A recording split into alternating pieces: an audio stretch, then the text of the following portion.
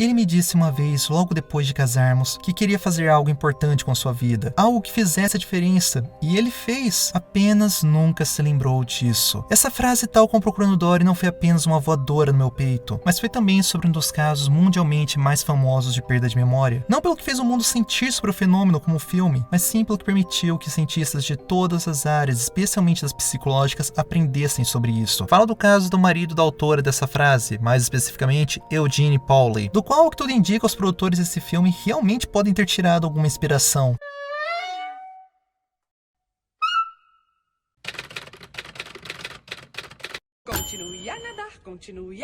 Continue a nadar, nadar, pra achar a solução. Não há melhor forma de começar esse review que não falando de Eugene Pauly. Afinal, seu caso de Dory são extremamente parecidos, tanto por sofrerem de perda de memória declarativa, porém ainda se mostrando capazes de aprender, quanto pelo impacto que geraram na vida de tantos. Mas é graças a Eugene e Larry Swire que hoje podemos compreender melhor esse fenômeno. Então, explicando melhor, a memória declarativa se refere à memória de longo prazo, da qual podemos ter consciência, e está relacionado ao lobo temporal medial, sendo essa que usamos para falar de acontecimentos, por exemplo. Ou, no caso de Eugene, a perda dessa memória ocorreu em função de uma encefalite viral, a qual de forma quase cirúrgica lesou praticamente apenas essa parte de seu cérebro. Consequentemente, embora as memórias antigas dele tenham se mantido, ele se tornou incapaz de criar memórias novas. Entretanto, ele ainda era capaz de criar novos padrões, mesmo que ninguém soubesse como nem porquê. Algo com que todos estariam ok se eles não fossem completamente nocivos, como preparar e comer dezenas de cafés da manhã extremamente gordurosos por dia. Esse tipo de situação, somada às dificuldades diárias de conviver com alguém que não se lembra de nada, fez com que sua esposa, em 1993, procurasse ajuda, e assim acabasse chamando a atenção de Squire, um cientista especializado em memória que trabalhou no famoso caso de Henry Molaison, outro cara com perda de memória declarativa, mas por causa de uma operação feita para corrigir o dano causado por um atropelamento de bicicleta. Mas agora, sendo rapidinho nesse caso, segundo Charles Duhigg, nessa mesma época, por volta dos 90, ratos com sondas cerebrais estavam sendo testados para se aprender mais sobre a capacidade de aprendizado. A partir desses testes, foi possível se descobrir o loop do hábito, ou seja, o esquema que ele descreve como deixa, rotina e recompensa, onde no primeiro momento em que ratos se deparavam com labirintos, eles possuíam uma intensa atividade cerebral, porém, conforme iam repetindo esse desafio, começavam a demonstrar uma grande redução dessa atividade, ao mesmo tempo que reduziam o tempo em que chegavam em seu objetivo, mantendo apenas níveis elevados dela em seu início e no seu fim, ou seja, nos momentos em que Duhigg chamou de deixa, aquilo que serve como gatilho do hábito, e recompensa, o que reforça este hábito. Processo que, o que tudo indicava, parecia estar em função dos gânglios basais, estruturas que acreditavam estar associados ao armazenamento e ativação desses hábitos, sendo esse conjunto mais tarde chamado de memória não declarativa. Agora, voltando para Eugene, as duas histórias se cruzam, quando, curioso com seu caso, Squire resolve fazer testes referentes a essa memória nele, como encontrar as cartas corretas, o que naturalmente não teve muito sucesso no primeiro momento, pois a taxa de acertos de Eugene era mínima, mas depois de várias sessões mensais repetindo o jogo, a partir de certo momento, ele começou a acertar todas as cartas corretas nas primeiras tentativas, mesmo sem se lembrar de nenhuma das sessões anteriores, o que significava que a memória não declarativa pode se manter funcional mesmo na ausência da memória declarativa, e que o misterioso mecanismo de aprendizado de Eugene e Dory não é nenhum outro senão o do hábito. Uma grande descoberta que poderia explicar desde fenômenos simples como a manutenção dos padrões nocivos de Eugene, o que estaria em função da presença de deixas constantes para sua ativação, como também fenômenos mais complexos, dentre eles os fatos mais extraordinários, como Eugene conseguir caminhar sem problemas pelos cômodos de sua nova casa e Dory falar baleiês, ambos os fazendo sem saber como ou onde os aprenderam e respondendo, não sei como, as coisas simplesmente acontecem quando questionados sobre isso, como podemos ver nos relatos sobre o primeiro e nas diversas cenas do filme da segunda. Porém, com o que acabei de falar em mente, podemos agora supor com segurança que em sua maioria esses fenômenos não são frutos de impulsos de sorte, mas sim de hábitos consolidados, mas sem memórias declarativas que esclareçam sua origem. E com isso podemos ainda explicar outro mistério do filme. Como a memória de Dory começava a melhorar conforme ela se aproximava do lugar onde passou sua infância, graças a essas mesmas informações podemos supor que ela não estava recuperando sua memória, mas sim se orientando melhor por estar dentro de um ambiente com mais deixas para seus hábitos, tal como Eugene em sua casa, hipótese que o filme dá diversos elementos para reforçar, como cenas onde ela responde a situações com palavras aparentemente aleatórias, mas que depois mostram possuir alguma conexão com deixas no ambiente. Contudo, isso ainda deixa aberto o que levaria a personagem a desenvolver tais hábitos, algo que talvez possa ser melhor explicado pelo behaviorismo radical ou pela psicologia comportamental skinneriana, visto que essa concepção de hábito nada mais é do que uma versão simplificada de sua tríplice contingência, a qual já podia ser observada um pouco antes no seu livro Ciência e Comportamento Humano, por exemplo, onde deixa ser o estímulo discriminativo, rotina, resposta e recompensa uma das das possibilidades do estímulo-consequência. Assim, poderíamos falar resumidamente que estímulo discriminativo é qualquer situação e/ou objeto que, ao ser apresentado para o organismo, estimule a dar uma resposta, a qual em primeiro momento poderá ser uma qualquer dentre várias outras possíveis. Porém, com o passar do tempo, alguma dessas respostas começará a obter mais consequências positivas que as demais, fazendo com que a frequência de sua emissão venha a se tornar maior do que a delas, o que nessa ciência é chamado de comportamentos concorrentes, e tem uma boa correlação com o esquema neurológico dos ratos. Afinal, muitas respostas têm potencial para escolher e testar muita atividade cerebral. Uma única resposta já em piloto automático, pouca atividade. Nesse sentido, Skinner diz que as respostas que possuem maior capacidade de modificar o ambiente ou dar maior poder sobre ele para o organismo são aquelas que possuem maior tendência de serem reforçadas. Assim, para alguém sem memórias declarativas e um ambiente claramente hostil, repleto de predadores, como é o caso de Dory, mais provável seria formar hábitos referentes à orientação, reconhecimento de perigos e busca de aliados. E todos esses tipos são mostrados por ela no filme. Por exemplo, quando ela se orienta por conchas ou pela música Continue a Nadar, quando se mostra capaz de reconhecer um lugar perigoso ou predadores, e quando repete sua condição ou usa seu já mencionado baleiês para aumentar suas chances de receber auxílio de outros peixes. E é claro que por tudo isso vou dar um ponto a mais, pois convenhamos, isso tudo ficou realmente muito bem trabalhado no filme. Agora, sem seu valor psicológico, ele também possui extrema capacidade para agradar audiências de todas as idades e gêneros, o que se deve em primeiro lugar aos seus personagens e até mesmo seu mini-filme de abertura serem simplesmente adoráveis. Assim, aprendeu a atenção de muitos que são emocionalmente impactados por personagens fofos e infantilizados, como pais e crianças. E em segundo lugar, pelo seu humor, que consegue ir desde as piadas de pum que só funcionam com crianças, até piadas de cunho paternal que só funcionam com pais. Porém, por vezes, até mesmo entrando no terreno das piadas nerd, só para mostrar o quão variado o humor desse filme pode ser. Entretanto, nenhum desses funcionariam tão bem se não fossem utilizados através de um elenco tão carismático quanto desse filme. Sério, até os personagens mais secundários são extremamente carismáticos e te fazem desejar um filme deles. E com isso me refiro especialmente ao povo. Afinal, como dá pra ver pelos créditos, até os produtores do filme perceberam o potencial dele. Agora, por mais que eu queira dar o primeiro 10 do canal pra esse filme, e acreditem, eu quero, não posso. Pois ele faz a mesma coisa que Independence Day, o Ressurgimento, Star Wars, Creed e Jurassic Park. Ou seja, repetiu grande parte do anterior com algumas adições e modificações. Algo que os próprios personagens do filme reconhecem abertamente, por exemplo em cenas onde Merlin fala "Ah não, de novo não", se referindo a eventos extremamente semelhantes do anterior. Embora eu não negue que o filme realmente foi uma sequência satisfatória, especialmente por ter conseguido prender todas as pontas soltas deixadas pelo primeiro, em sua maioria se referiam aos conhecimentos e à condição de Dory, o que até resultou no melhor desenvolvimento da personagem, assim até mesmo causando uma diferença observável entre ela e os demais personagens a partir de um certo momento, onde ela começa a soar consideravelmente mais complexa e profunda que eles. Mas enfim, é por essas e diversas outras razões que achei esse filme sensacional e que vale a pena ser visto em 3D, XD, VIP e até mesmo alguma versão estendida caso exista ou venha existir. Assim, vamos ficando por aqui, mas se gostou, curta, comente, compartilhe